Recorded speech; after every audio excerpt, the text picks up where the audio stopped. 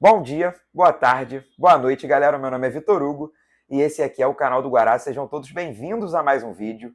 E 15 anos depois, no mesmo palco onde viveu um dos maiores traumas da sua história, o Fluminense volta para fazer o jogo mais importante dos seus 121 anos de história, para jogar a final da Libertadores, para tentar conquistar a glória eterna. Então, sem muito mais enrolação, vamos começar o vídeo porque a ansiedade tá lá em cima. Bom, antes de qualquer coisa, eu quero agradecer a dois parceiros que me ajudaram muito na gravação desse vídeo. Primeiro deles, o Miguel Tiengo, vou deixar as redes sociais dele aqui embaixo.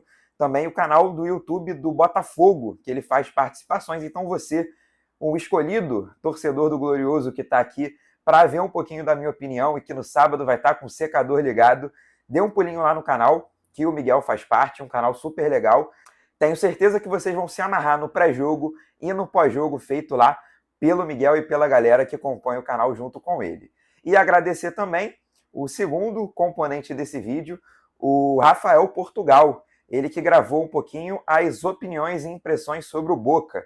Ele que é tricolor fanático, assim como eu, está vivendo e respirando Boca desde que a final foi definida, acompanhando as semifinais contra o Palmeiras e acompanhando toda a trajetória do Boca, os jogos no Campeonato Argentino, até chegar nessa grande final. Obrigado, Rafael, pela participação e obrigado, Miguel, por emprestar o microfone lapela para a gente poder ter uma produção muito legal e de alta qualidade aqui para o canal. Então, fica aqui o meu agradecimento aos dois. E dentro do Grupo da Morte, conseguiu a liderança, com jogos emblemáticos como a estreia contra o Sporting Cristal lá no Peru, a virada e vitória por 3-1, com 2 gols do Germancano e um passe espetacular do Marcelo, como uma pré-assistência de um deles, e a vitória por 5-1 contra o River Plate no Maracanã, uma vitória histórica do Fluminense em cima de um dos maiores times da competição da Libertadores. Inclusive, o Fluminense, caso vença o Boca Juniors no tempo normal e seja campeão da Libertadores, vai ser o primeiro time na história da competição a vencer os dois gigantes argentinos e conquistar o título no mesmo ano. Então, passados os jogos marcantes, o final da fase de grupos foi um tanto quanto melancólico. Nos 3 últimos jogos, 2 derrotas fora de casa e um empate amargo contra o Sporting Cristal. Eu estava lá na arquibancada, um dia de muita confusão, de vaias, de aplausos, enfim. O jogo contra o Sporting Cristal realmente deixou a torcida muito preocupada do que viria a ser o mata-mata até chegar a essa final da Libertadores. E o que a gente viu foi o Fluminense invicto. O mata-mata que começou com um confronto contra o Argentino Júnior, com um placar de 3-1 no agregado, que eu acredito ser bem mentiroso. Depois de um jogo muito enroscado na Argentina, um empate em 1-1 com um expulso para cada lado, o Fluminense venceu no Maracanã com 2 gols nos minutos finais. E com o grande nome Samuel Xavier, uma estrela que brilhou nas oitavas de final para classificar o Fluminense com um gol na Argentina e um gol com a maior explosão que eu vi no Maracanã nessa Libertadores, o gol que abriu o placar no jogo da volta. Nas quartas de final, uma classificação com a assinatura do Fernando Diniz e 2 jogos relativamente tranquilos contra o Olímpia, que era um time de qualidade bem inferior que a do Fluminense. O 4-2-4 do Fernando Diniz encaixou, o Fluminense fez 2 grandes jogos contra o Olímpia e encaminhou a sua classificação rumo às semifinais, onde pegou outro gigante e outro campeão da Libertadores, o Internacional. Onde no primeiro jogo viu o seu sonho ficar bem distante com a expulsão do Samuel Xavier e a virada sofrida, e aí brilhou a estrela do argentino, que é o artilheiro dessa Libertadores e a principal esperança de gols do Fluminense, não só na temporada, como desde que chegou ao clube, Germancano, reacendendo a esperança da torcida tricolor no Maracanã com o gol de empate nos minutos finais contra o Internacional, e não podia sair de outros pés senão os dele o gol da classificação do Fluminense para a final da Libertadores da América contra o Boca Juniors, 15 anos depois, na nossa casa. Sim, nós estamos a dias, a horas de decidir a Libertadores mais uma vez na nossa casa e a ansiedade está tomando conta. E falado de toda essa caminhada do Fluminense na Libertadores rumo à final, eu agora vou deixar para falar com vocês o meu parceiro Rafael Portugal. Ele que está respirando o Boca Juniors, como eu disse no início do vídeo, e vai conversar um pouquinho com vocês sobre como joga esse time do Boca Juniors, jogadores que precisamos ficar de olho e o que ele espera do time do Boca nessa finalíssima, além de algumas curiosidades bem legais do Boca rumo à final da Libertadores da América no Maracanã no dia 4 de novembro. Então, bora lá com o Rafael. Fala, galera do canal do Guará, meu nome é Rafael Portugal e eu vim aqui hoje para falar um pouco sobre o Boca e mais especificamente sobre a campanha do Boca nessa Libertadores. Então, a campanha do Boca tem dois momentos muito distintos, né? A fase de grupos, por exemplo, foram 13 pontos na competição, com apenas uma derrota. Mesmo assim, tem que levar em consideração um grupo fraco, que eles estavam colocados de frente do Fluminense, um grupo com um favorito, o próprio rival do Boca, o River. O grupo deles era bem fraco, então eles passaram para a oitava e desacreditados, assim. Deram sorte no confronto, porque o que todos, como eu posso falar, todos acreditavam que chegaria à semifinal pelos fracos oponentes no caminho, acreditando que cairiam para o Palmeiras no caminho. Só que ninguém esperava o que aconteceu, né? O Boca não venceu até aqui nenhuma partida no mata-mata da competição. 6 jogos e 6 empates. E 4 desses 6 empates por 0-0, o que é inacreditável. E é bom também salientar que desses 3 gols do Boca no mata-mata, 2 no jogo contra o Nacional e 1 no jogo contra o Palmeiras na semi, 2 desses 3 gols foram feitos pelo Merentiel, um nome aí conhecido pelos brasileiros desde o ano passado, o La Bestia, como foi apelidado quando chegou ao Palmeiras. E também é importante falar sobre a campanha do Boca desde que classificou até as semifinais, porque muitos falam da campanha fraca do Fluminense, até uma forma de falar da falta de foco da equipe no Brasileirão, só que o Boca passa pela mesma coisa no Campeonato Argentino. Desde então foram 5 jogos da equipe, desde o dia 5 de outubro, quando eles se classificaram, e apenas uma vitória, assim como o Fluminense. A equipe usou o time reserva, na única vitória foi com o time titular, mas sofreu para vencer também. Então é algo de ficar de olho, que se a preocupação com o foco do Fluminense é grande, parte dos torcedores, do Boca também. Então a situação dos dois chega igual para a final. Aí questões engraçadas da campanha do Boca, né, que fazem perguntar como que chegou na final. O Boca tem 12 gols na competição, o mesmo número de gols que o Germancano, apenas o Germancano, em toda a Libertadores até aqui. O artilheiro do Boca na competição é o Advíncula, o lateral e por muitas vezes ala da equipe, com 3 gols. E tendo marcado um desses gols no mata-mata, um dos raros 3 gols da equipe no mata-mata. Bom, o atleta a ficar de olho para a final é o que todos nós conhecemos, o atacante camisa 10 da equipe, Cavani, que joga numa dupla de ataque com o Merentiel, fazendo uma forma com o Cano e Kennedy no Fluminense no 4-2-4. Mas não joga no 4-2-4, mas o Cavani sai da área para fazer o pivô. Uma forma que o Cavani é muito acostumado a jogar, assim como jogava com o Ibrahimovic no PSG. Ele sai da área para o pivô e o Merentiel abre pelas pontas para receber, geralmente, lançamentos ou passes do próprio camisa 10. O melhor jogador da equipe hoje disparadamente, é a jovem promessa, o Valentim Barco. O atleta que até mesmo tem sondagens do Manchester City, é fantástico no controle de bola, na habilidade. Com tão pouca idade, parece um experiente na competição. Atua, para mim, o melhor jogador em campo no mata-mata contra o Palmeiras, até mesmo contra o Racing. O cara domina as ações do jogo.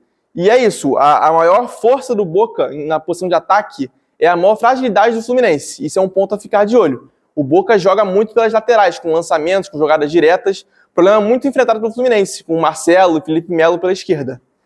Então, bom, como chega o Boca para essa final? O Boca chega como um franco atirador, pode-se dizer assim. Não é o favorito, só que é aquilo, nunca se despreza o Boca. A equipe é 6 vezes campeões da América, e muitas dessas vezes também não era o favorito. Só que chega na final, e a camisa, alguns acham que sim, alguns acham que não, mas parece que a camisa pesa de fato. A equipe não é favorita, o Fluminense é bem favorito até nas casas de aposta e na opinião popular, só que eu acho que o jogo vai ser mais parelho do que se imagina. O Boca, uma das fragilidades do Boca que ajuda o Fluminense, vendo por outra visão, é na saída de bola da equipe tricolor. A equipe tricolor gosta de sair jogando aquele jogo mais cadenciado e o Boca não pressiona em cima. A marcação do Boca de pressão, pode-se dizer assim, é apenas com 2 atacantes. É Cavani e Merentiel atrás dos zagueiros com a bola. E quando a bola, aí sim, vai para as laterais em ataque, aí os alas da equipe avançam para poder marcar. Mas a equipe prefere sempre manter as suas linhas de defesa e esperar pelo contra-ataque, o que pode ajudar a equipe tricolor na final. Então é isso, galera. Um pouco sobre o Boca para a final. E tamo junto. Se quiser me seguir nas redes sociais, Rafael Portugal em todas elas. E abraço. O Rafael falou um pouquinho do retrospecto do Boca nos últimos jogos lá no Campeonato Argentino, que não é nada bom, assim como o do Fluminense. E se você quiser saber um pouco do meu sentimento em relação a esses últimos jogos, eu vou deixar um card aqui em cima do meu vídeo falando sobre os 9 últimos dias para a final da Libertadores e do último jogo do time titular do Fluminense contra o Goiás, né? Enfrentou o Atlético Mineiro com time misto e hoje enfrenta o Bahia. Estou gravando esse vídeo na terça-feira com reservas e sub-20 lá na Fonte Nova. Então, se quiser saber um pouquinho da minha opinião dessa trajetória até a final do Fluminense, tanto dos erros quanto dos acertos do Fernando Diniz e do elenco, vou deixar esse vídeo como recomendação para você. E uma informação que o Rafael me pediu para acrescentar após o vídeo dele é que o Romero é um monstro nas penalidades. O aproveitamento dele é de mais 50% de defesas nos pênaltis. O Boca passou das oitavas, quartas e semi, como dito pelo Portugal, sem vencer nenhum jogo, empatando todos eles e passando nos pênaltis. O retrospecto do senhor Romero pegando pênalti é de 12 pênaltis, 7 defesas feitas, um aproveitamento de mais de 50%, que é bizarro para um goleiro em disputas de pênalti. Essa final vai ser gigantesca e histórica, tanto na arquibancada com a La 12, que conhecemos que é uma torcida gigantesca e de muita festa, quanto com a torcida tricolor que está dentro da sua casa e vai fazer muito barulho. Eu estou super ansioso para viver essa arquibancada maravilhosa que teremos no Maracanã no sábado. Teremos frente a frente um hexacampeão da competição, buscando o heptacampeonato, buscando ser o maior vencedor da competição, caso seja campeão. O Boca vai empatar com o Independiente, o Rei de Copas, e vai ser o maior campeão da história da Libertadores da América, junto com o Independiente. Enquanto isso, o Fluminense busca o seu primeiro título da Libertadores da América, um título que os deuses do futebol devem ao Fluminense após escapar em 2008. Eu gostei muito do texto do Rica Perrone falando um pouquinho sobre essa final, de que a taça foi encomendada em 2008 e com 15 anos de atraso ela pode chegar finalmente às Laranjeiras, porque naquela ocasião ela foi roubada, ela foi extraviada, tanto pela arbitragem quanto pela altitude. E chegou a hora dos deuses do futebol pagar a dívida que tem com o Fluminense e a Libertadores da América. E agora sim vamos falar de bola e campo. Eu particularmente espero um Boca Juniors que não vá pressionar tanto o Fluminense, porque não é essa a característica do time do Boca. O Boca é um time que espera mais recuado e que gosta muito de sair nos contra-ataques, principalmente utilizando a velocidade do Valentim Barco, que foi muitíssimo elogiado pelo Rafael Portugal quando falou do Boca Juniors. Eu espero um Boca muito reativo, deixando o Fluminense com a posse de bola e deixando o Fluminense o mais longe possível do seu gol com essa posse de bola, tendo uma chamada posse de bola estéril, enquanto troca seus passes e não consegue achar espaços dentro da defesa do Boca Juniors. Além de acreditar, obviamente, que em jogo único não tenha favorito, apesar de que, na bola e no campo, o Fluminense é muito mais time do que o Boca, e muito mais time mesmo. Eu não acho que seja nenhuma soberba vir falar isso. O Fluminense tem jogadores mais qualificados, o Fluminense tem jogadores mais habilidosos, e o Fluminense joga mais bola do que o Boca. Então, acredito que o Fluminense tenha um leve, mas muito pouco favoritismo, porque nós vamos ver no Maracanã uma final única que é decidida nos detalhes e no jogo psicológico, que eu acho que o Boca é muito mais forte que o Fluminense, e aí iguala muito o favoritismo dentro dos 120 minutos que vão rolar no Maracanã. Porque o Boca vai vir para o Maracanã para segurar o resultado, para tentar levar para os pênaltis. Como eu disse, o retrospecto do Romero é espetacular, e aí levando para os pênaltis, o Boca é favorito a conquistar a taça e vai catimbar, vai querer arrumar confusão com os jogadores do Fluminense, vão se jogar no chão e enrolar, vão atrasar a partida, enfim, tudo que se tem direito dentro de uma final de Conmebol Libertadores o Boca vai fazer para tentar entrar no psicológico do time do Fluminense. E eu acredito que esse mental é muito fraco e precisa ser muito forte nesse jogo contra o Boca Juniors, porque é tudo que eles querem. Tudo que eles querem é arrumar uma expulsão, uma confusão, algo que vai prejudicar o Fluminense, porque, como eu disse, bola por bola, eles sabem que o Fluminense joga mais bola, e se tentar se abrir, ir para cima do Fluminense, ir para trocação, o Fluminense muito provavelmente ganha esse jogo no tempo normal. Mas eu não acredito que isso vá acontecer. E um dos pontos que me preocupa muito para essa final é uma possível vista grossa que o árbitro Vilmar Roldan pode fazer dentro dessas catimbas do Boca Juniors. O Vilmar Roldan, ele foi árbitro do jogo entre Fluminense e Flamengo na Sul-Americana, aquele 3-3 doído para a torcida do Fluminense. O Flamengo acabou perdendo aquela Sul-Americana no Maracanã para um time argentino, para o Independiente, o rei de Copas, já citado aqui no vídeo. E naquela ocasião, naquele Fla-Flu, o time do Flamengo, né, tinha vantagem do empate por ter vencido o primeiro jogo. O Fluminense chegou a abrir 3-1 e tomou o empate nos minutos finais. E o Diego Alves, o rei da cera, ficou no chão quase 5 minutos, ali do minuto 38, quando sai o gol do William Arão, até o final da partida. E o Vilmar Roldan, ele ignorou toda a cera feita pelo time do Flamengo, deu um número de acréscimos ridículo, e isso me preocupa muito para essa partida contra o Boca, porque acredito que o número de ceras vai ser bem exagerado. Então espero do Vilmar Roldan muita seriedade na hora de apitar e que não faça vista grossa com as ceras que vão ser feitas pelo time argentino. O Vilmar Roldan não é só velho conhecido por conta do Fla-Flu. Ele apitou 2 jogos do Fluminense nessa Libertadores. A derrota contra o River Plate lá no Monumental de Núñez, que eu particularmente não me lembro de nenhum lance muito expressivo para alguma reclamação.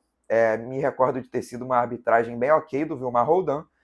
E o jogo de estreia do Fluminense na Libertadores da América, a vitória por 3-1 contra o Sporting Cristal lá no Peru, onde tiveram 2 pênaltis no Germancano, claríssimos, que não foram assinalados. Um pisão dentro da área, e o segundo é mais ridículo ainda. O jogador do Sporting Cristal quase rasga a camisa do Germancano, e o Vilmar Roldan, dentro de campo, não marca nada, muito menos o árbitro de vídeo, que deveria ter chamado o Vilmar Roldan para observar esse lance lá na telinha do VAR. E nem só de pontos negativos vive o Vilmar Roldan. Se a torcida tricolor busca algo positivo para se abraçar sobre o árbitro colombiano, tem uma coisa muito boa, de que nas 3 oportunidades que ele apitou uma final de Libertadores, que tinha um clube que nunca havia conquistado a taça, nas 3 esse clube foi campeão. O São Lourenço, o Corinthians e o Atlético Mineiro. Os 3 não tinham Libertadores, os 3 têm uma Libertadores, os 3 venceram a sua primeira e única Libertadores, com o Vilmar Roldan apitando. E para a gente fechar o vídeo, eu quero falar um pouquinho das 2 promessas que eu fiz caso o Fluminense seja campeão. Bom, uma delas é que eu vou ficar 1 ano sem ingerir bebidas alcoólicas, uma promessa que vai ser difícil, porque eu gosto muito de tomar uma cervejinha, mas que vai ser muito boa para a minha saúde e para o meu próximo ano. Espero conseguir cumpri-la à risca esse 1 ano após o título da Libertadores. Quem sabe comemorando o bicampeonato, tomando uma boa cervejinha, seria o meu sonho. Enfim, eu fiz uma promessa de que caso o Fluminense fosse campeão, eu ia fazer doações de marmitas, de quentinhas, a pessoas em situação de rua. E vou cumprir. Agora, mais para perto da final, eu acabei atribuindo isso ao número de gols feitos pelo Fluminense nessa Libertadores. Antes da final, esse número de gols são 22 gols, e caso sejamos campeões, se Deus quiser, com mais gols aí nessa conta, para poder doar mais quentinhas aí para as pessoas em situação de rua. É uma promessa do bem que eu resolvi fazer, para Deus poder me devolver essa alegria que vai ser o Fluminense sendo campeão da Libertadores no Maracanã com a minha presença. Sei que a ansiedade está gigante, confesso que a minha está enorme, eu já não estou conseguindo dormir direito, já não consigo deitar e dormir na hora, estou acordando antes do despertador, estou indo ao banheiro muito mais vezes do que eu ia, tá difícil, mas se Deus quiser, no dia 4 de novembro, no sábado, além de espantar todo esse fantasma de 2008 que ainda assombra muitos tricolores, nós venceremos e seremos campeões da Libertadores da América, comemorando a glória eterna. Se tudo der certo, volto aqui para a gente conversar um pouquinho do que vai ser o futuro do Fluminense após o título da Libertadores. Obviamente, se o Fluminense perder, não esperem minha presença nem tão cedo, nem aqui no YouTube, nem em uma rede social, tá bom? Um abraço a todos e, antes de mais nada, não deixem de dar um pulinho lá no Instagram do Otávio, o cara que faz essas thumbs maravilhosas aqui para o canal. E lá no Instagram dele tem outras artes maravilhosas. Muito obrigado pela sua paciência e pela sua audiência. Caso seja tricolor, saudações e uma boa sorte para nós. Caso esteja no Maracanã, tenta me mandar uma mensagem ou aqui nos comentários, caso tenha meu número lá no WhatsApp, para a gente poder marcar de tomar uma cervejinha antes do jogo, porque se tudo der certo, eu não vou mais poder beber. E claro, comenta aqui embaixo quem vocês acham que vão ser campeões, tanto a torcida do Flu e, obviamente, os secadores. Os mais racionais podem falar, e os que não são tão racionais eu já sei que vão falar que querem e, obviamente, acham que o Boca Juniors vai ser campeão. Enfim, aguardo vocês no próximo vídeo. Um abraço a todos e até a próxima. Valeu!